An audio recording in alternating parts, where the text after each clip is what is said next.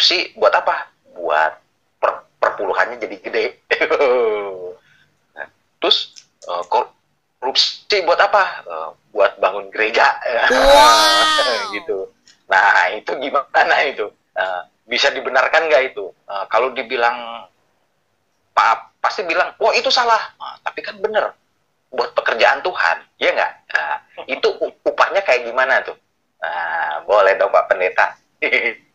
Baik, teman-teman semua, sebelum kita mulai acara ini, marilah kita berdoa. Bapa kami yang di dalam surga, pencipta langit dan bumi, dan segala isinya, yang kami kenal di dalam nama Tuhan Yesus Kristus, penebus kami, Juru Selamat dunia. Bapa, saat ini kami bersahati, berkumpul di sini untuk sekedar berbincang-bincang. Kiranya perbincangan yang akan kami lakukan ini boleh menjadi berkat buat setiap yang mendengar, yang menonton, dan menyaksikan. Sekali lagi Bapak, kami mau minta pimpinan-Mu agar acara ini bisa berjalan dengan lancar dari awal, pertengahan, sampai akhir. Dan kiranya segala apa sesuatu yang akan kami bincang-bincangan ini hanya untuk kemuliaan nama-Mu. Terima kasih Bapak. Ampuni segala kesalahan kami jika kami ada menyimpan kesalahan. Biar kami bisa berkata-kata sepenuhnya sesuai dengan arahan dan pimpinan-Mu. Terima kasih Bapa, di dalam nama Tuhan Yesus Kristus, Juru Selamat kami yang hidup, kami berdoa dan mengucap syukur. Haleluya. Amin. Siap. Ada Robin Hood, ada si Pitung, ada Maling Budiman, ya. Ya. Kalau kita berpegangan teguh kepada Alkitab tetap salah, karena Alkitab ini adalah rule of law daripada kekristenan, ya. Aturan main daripada kekristenan. Karena dengan jelas di sebuah firman dikatakan jangan mencuri. Nah, kalau saya mengajarkan kepada anak-anak binaan saya, katekisasi, bahwa tidak hanya berbentuk materi saja. Ketika dia mencontek pun, itu termasuk mencuri. Mencuri kekayaan intelektual. Ya, kekayaan intelektual kan tidak bisa ternilai harganya, tuh. Oh ya, tidak bisa ternilai harganya. Gitu. Betul. Nah, tetap kalau kita berpedoman pada Alkitab itu salah. Perkara dia mau bagikan, mau segala macam itu urusan lain, kan? Urusan lain.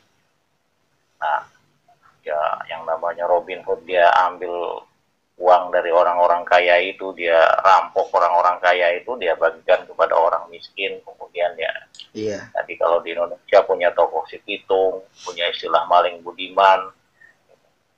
Tetap kalau kita berpedoman kepada Alkitab itu salah. Nah, permasalahannya di sini, kalau kita berpikir dosa, ya jelas kalau kita berpatokan dengan Alkitab, ya jelas dosa.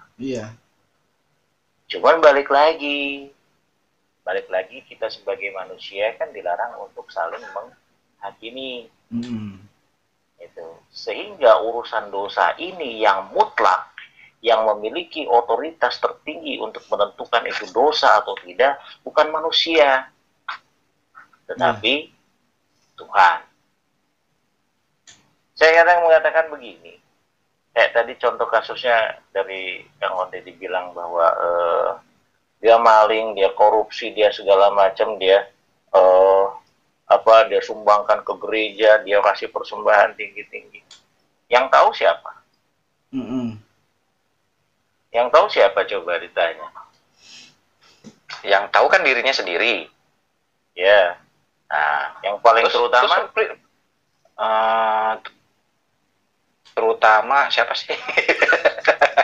Tapi kan gini, Pak Pendeta. Tapi kan gini, orang-orang yang diambil uang itu musuh ceritanya. bukan orang yang ini kan kita ya nggak apa-apa lah kan orang kita mementingkan saudara kita sendiri gitu loh. Ya kita ngambil cuan dari bukan teman kita kan boleh kan. Biar apa ya, sekarang pertanyaannya dibalik kemudian pertanyaannya dibalik. Di dalam dasar Alkitab jelas dikatakan dalam Matius tadi, kasihilah sesamamu manusia ya, seperti dirimu ya sendiri. Apa di situ tertulis kasihilah sesamamu manusia seorang seiman? Yang seiman saja? Atau yang terhubung dengan ketalian saudara? Atau yang terhubung dengan katanya saudara dulu. Tidak ada. Tidak, ya. Paulus mengatakan saling tolong menolong lah, justru kalau Paulus mengatakan tolong menolonglah terutama dengan saudara-saudara seiman.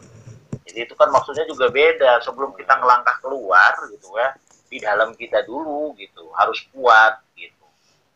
Kalau Paulus mengatakan itu, ketika dia menekankan bahwa di Galatia itu saling membantulah kamu terutama dengan saudara-saudara seiman gitu. Tapi kalau ini konteksnya kan berbeda. Kita berbicara tentang kasih. Kasih ini tidak membeda-bedakan. Gitu.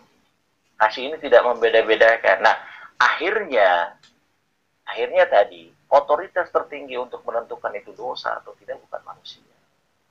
Kalau manusia lihat dari rule of law-nya itu Alkitab, ya, rule of law-nya sebagai aturan main kita dalam kehidupan kekristenan kita, yaitu Alkitab, ya jelas salah gitu kan. Ya tetap mau gimana itu pertamanya adalah mencuri gitu. Pertamanya merampok, mungkin dalam merampokan itu ada pembunuhan juga. Udah berapa hukum yang dilanggar. Gitu. Tetapi pada otoritas terakhir, nah nanti bila muka dengan muka bertemu.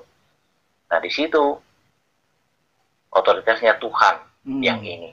Karena tetap aja di dunia ini selalu berlawanan antara pro dan kontra.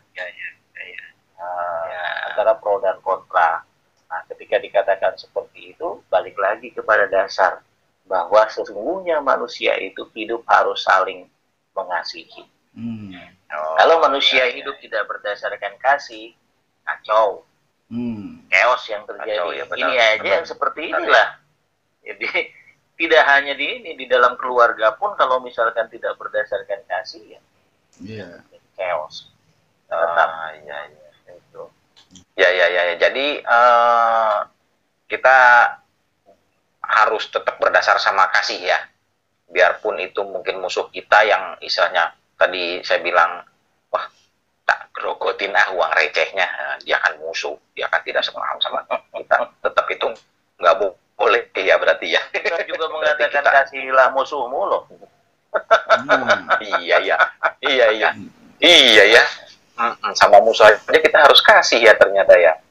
Wah kalau gitu kita nggak ada musuh dong sebetulnya ya. Kita nggak boleh ada musuh. Iya kalau kita menjalankan benar-benar itu ya tidak ada musuh. Iya. Gitu.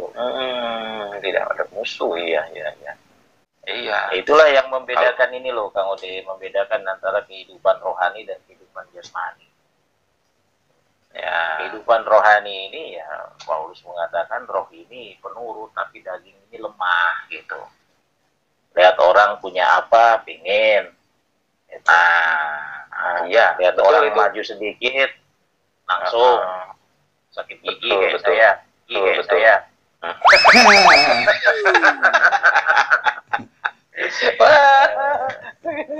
Padahal sakit giginya karena apa? Karena memang habis giginya. Oh, dikira karena jatuh cinta. Jatuh cinta sama dokter giginya. Iya. Betul. Ya. Oke, jelas. Jadi intinya nggak boleh ada musuh. Ya. Oke. Setuju. Terima kasih penjelasannya. Itu adalah salah satu cara bagaimana kita mengasihi orang lain ya, atau membantu orang lain. Jadi dengan kita tidak mencari musuh kan jadi nggak ada musuh kan. Itu kan nama aja, tadi kata Kang Ode, wah kalau gitu kita jadi nggak punya musuh dong ya. Nah kan ini adalah sebuah contoh bagaimana ternyata helping others ya, menolong orang lain itu adalah sebuah cara untuk menolong diri kita sendiri. Dengan kita mengasihi orang lain, menolong orang lain, ternyata itu adalah cara menolong diri kita sendiri sehingga kita banyak saudara kan, nggak ada musuh. Nah, betul. Ya, itu yang dikatakan tadi Pak Alfa. Jadi dalam artian itulah, apa yang ingin orang lain perbuat kepadamu, maka perbuatlah itu kepadanya. Itu. Nah, kita lanjutkan dulu.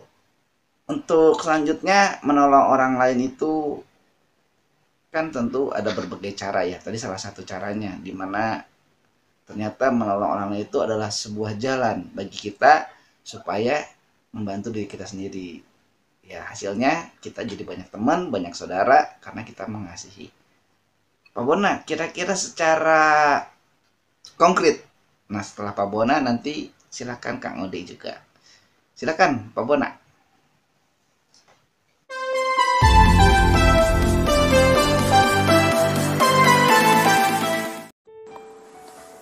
Mari sahabat Alpetra, kita tutup di dalam doa.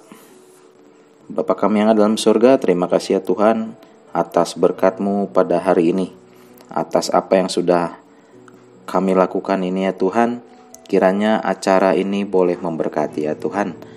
Terima kasih atas pimpinan-Mu dari awal, pertengahan sampai akhirnya ya Tuhan.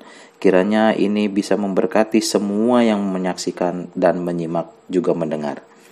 Terima kasih Bapak, pimpin kami selanjutnya Tuhan, biar kami boleh hidup lebih bijaksana dalam mengikuti Engkau ya Bapak. Dan juga ya Tuhan, kami meminta agar kami diberikan hati yang tetap taat, tetap setia mengikut Engkau sampai akhirnya Tuhan. Kami percaya Tuhan dalam hidup mengikuti Engkau tidak ada kecewa dan tidak ada sakit hati. Terima kasih Bapak, saatnya kini kami menerima berkat yang Engkau berikan.